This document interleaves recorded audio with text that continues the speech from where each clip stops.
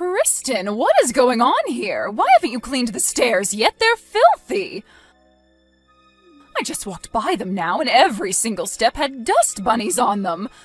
Listen, Kristen, those stairs are more than just stairs. They're a passage that connects your unit to ours. Without them, how would you come downstairs to see us? If you're allowing these stairs to get so dirty, the only possible conclusion I can draw is that you feel the same way about your relationship with us. It's clear that you need lessons on how to be a respectable homemaker. Come down right now and I'll teach you how to clean properly. Mom? I think you should be able to tell just by looking at my massively expanded stomach that I am quite late in my pregnancy. And, having given birth yourself, you should also be very well aware that at this late stage of pregnancy, some activities, cleaning the stairs, for example, are quite difficult for the mother. Ha!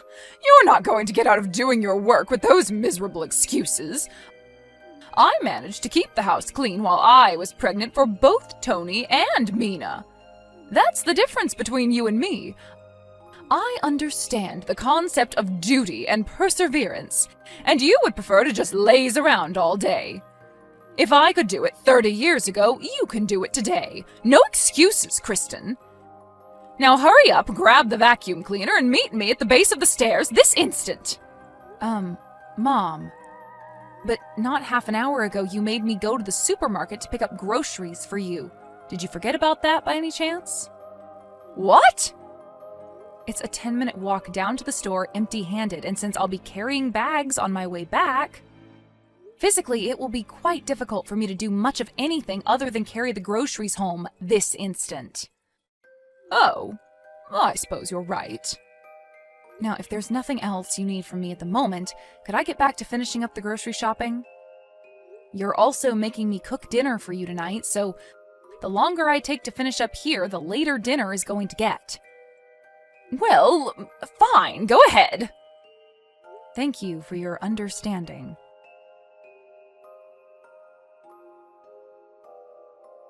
Hello there, Kristen.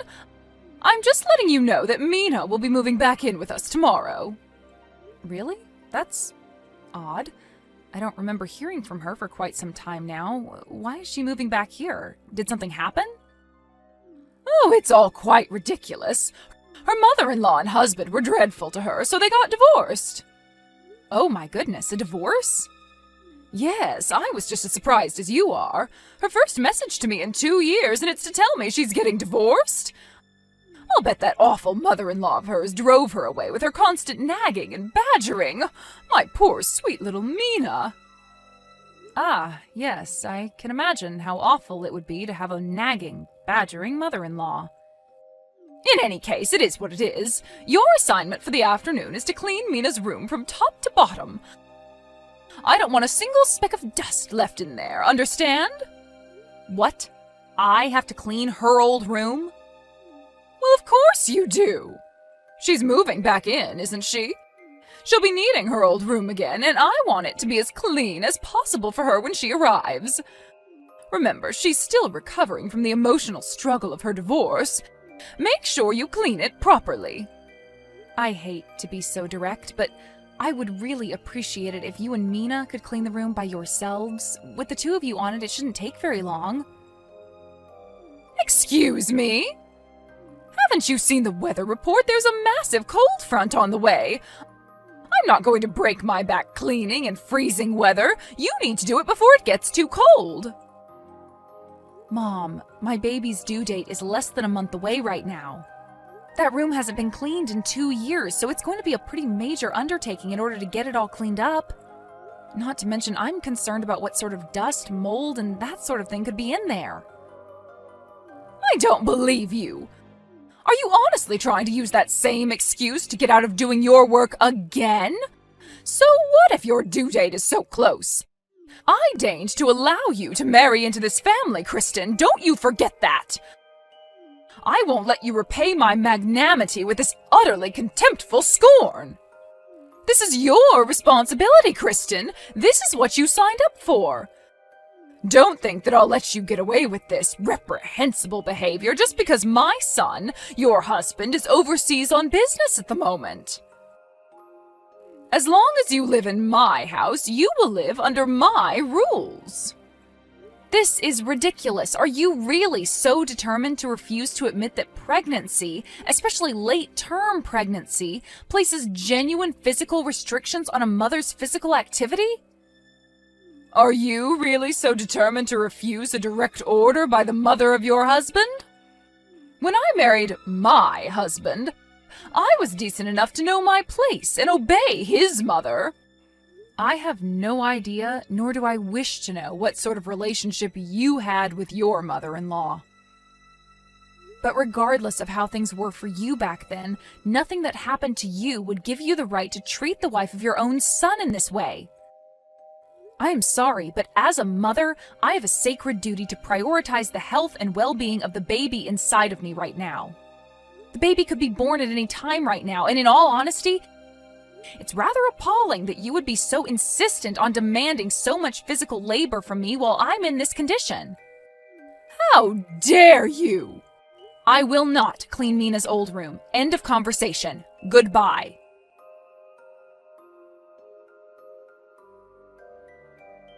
Kristen, what on earth are you doing? I haven't seen you all afternoon, and when I go up to your room, what do I find? You've put a lock on the door to your room? Who do you think you are?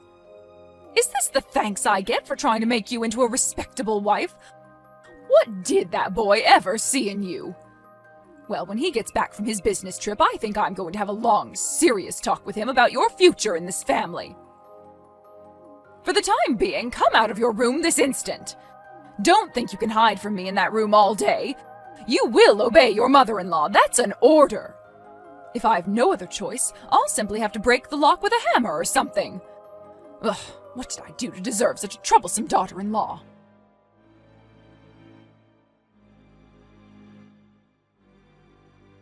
Kristen! Kristen, I know you're there. You can't ignore me like this. Mina's going to be home any minute now. I order you to get out of your room this very instant. I mean it. Oh, and one other thing. The weather report said that we'll be getting an extremely heavy snowstorm starting this evening into tomorrow morning.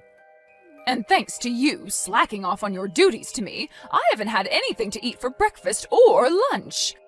Do you know what I'm going to have to do now? Go down to the convenience store to buy food for myself and Mina.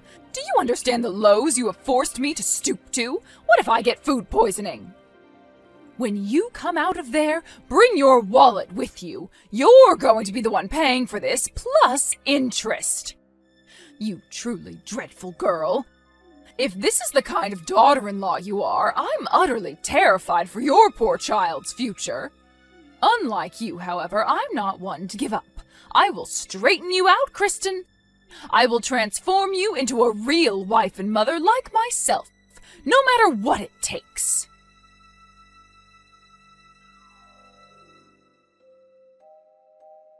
Oh no, look at what you've done. It's already starting to snow. I can't believe this. I put on my normal shoes when I left the house because I thought the snow wouldn't start until this evening. I could fall and hurt myself on the way home. Food for 2 people is so heavy, I'm completely exhausted. How could you do this to me, Kristen, after all I've done for you?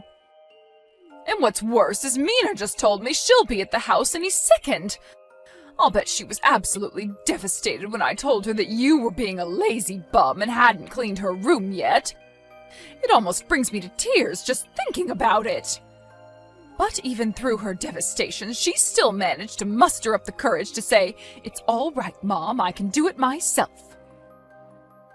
I may have had no luck with a daughter-in-law, but at least my real daughter appreciates me.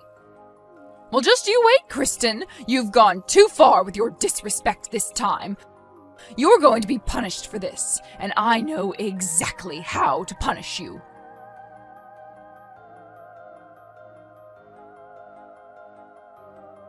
Kristen, what is the meaning of this? I just got home a moment ago. And now I see that you are still holed up in your room? Unbelievable. Mina's already in the house. Don't pretend you didn't notice. You have to have heard her come in. Have you no common decency? Come out here and say hello to her.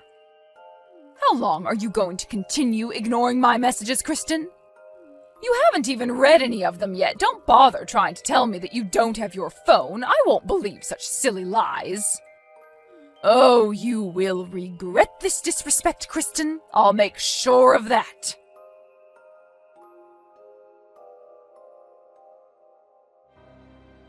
Well then, hopefully this will teach you a lesson about respect.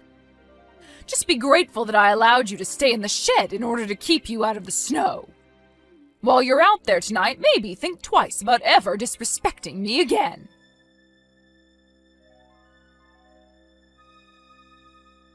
My goodness, that was quite the snowstorm last night, wasn't it? I just came out to the shed to check on you. But, dear me, looks like the shed collapsed under the weight of the snow. I'm sorry, is that inconvenient pregnant belly of yours keeping you from getting up? My goodness, it was satisfying watching you squirm out there. What? Mom, what are you talking about? I just now saw that you had lit up my phone with notifications, and I had a really bad feeling about what was going on, but I'm not at the house right now. I went to my folks' house across town yesterday. Ha! You're not fooling anyone. I just saw you squirming and crying, half buried under the snow in the shed. Well, it's clear you haven't learned your lesson yet. I was thinking about coming to help you, but if you're still intent on lying to me, you can stay out there for a few more hours. Ask yourself, if I was outside, half buried in snow right now, how would I be talking to you on my phone like this? What? That shed was pretty old, so it doesn't surprise me in the least that the snow last night would have crushed it, but again, if there is someone out there squirming around in the snow like you say, it's not me. What? I think you might want to take one more look out there to see who it really is.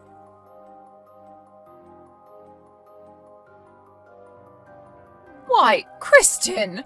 Why didn't you come back to the house yesterday? Ah, so it would seem that the person buried in the snow was actually Mina, huh? The neighbors called me a bit ago. They said that they were concerned when an ambulance showed up at the house, sirens blaring. Well, what was I supposed to think? It was your room, the door was locked, and you weren't answering my messages. How was I supposed to know that Mina was the one asleep in there? Any rational person would have assumed it was you. Her room still hadn't been cleaned, right? Did you think she was just going to lay right down on top of 2 years' worth of dirt and dust? But how did she get into your room? The door was locked. Oh, I have a pretty good guess. Back before she got married and moved out, Mina had a nasty habit of going into my room and taking my things without permission, so eventually I got tired of it and put a lock on the door. Then, after a while of having the door locked, one day my things started vanishing mysteriously once again, so I figured she must have made a copy at some point. I caught her using it once and took it away from her, but I guess she must have had a spare, too.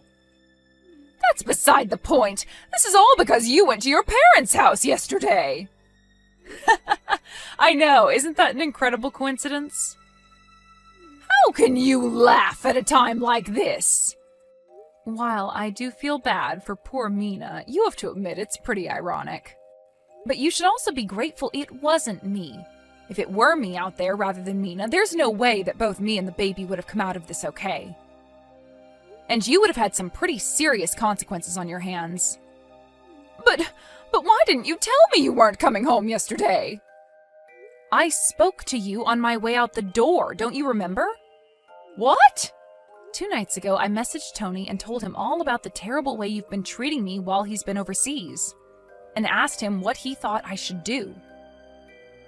He told me that I should get out of the house for now and go stay with my parents. I called them up right after that, and they came to pick me up yesterday morning. They were planning on at least stopping inside to make an effort to be polite and say hello. But I thought that if you found out what I was doing, you would go berserk and do anything and everything you could to stop me from leaving. So I told them to wait in the car and that I would tell you they said hello. Wait, was this while I was watching TV? It was indeed. So let's recap, shall we? Mina has gained so much weight in the course of her 2 years of being a total freeloader at her now ex-husband's house that you mistook her for a very pregnant me. And without even bothering to check for sure who it was, you threw her into the shed. Did I miss anything? Oh, that's right. The neighbors told me that they had talked to the paramedics, who told them that the reason Mina couldn't get herself out of the snow was because she dislocated her hip when you threw her into the shed. How can this be happening? And come to find out that the real reason for Mina's divorce was actually because she was constantly verbally abusive towards her mother-in-law while her husband was away at work. That apple sure didn't fall very far from the tree. That can't be true! You're lying! No, it's true. Call her ex yourself. In any case, I suppose I'll let you get back to looking after Mina while she's recovering.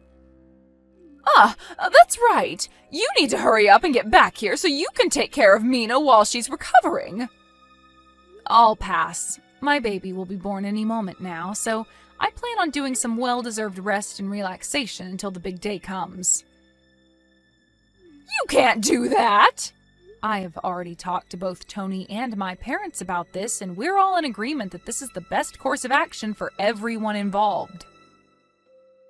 But what about me? Correction. The best course of action for everyone involved, except you. Kristen, I need you over here now. I can't look after Mina. I'll miss my shows.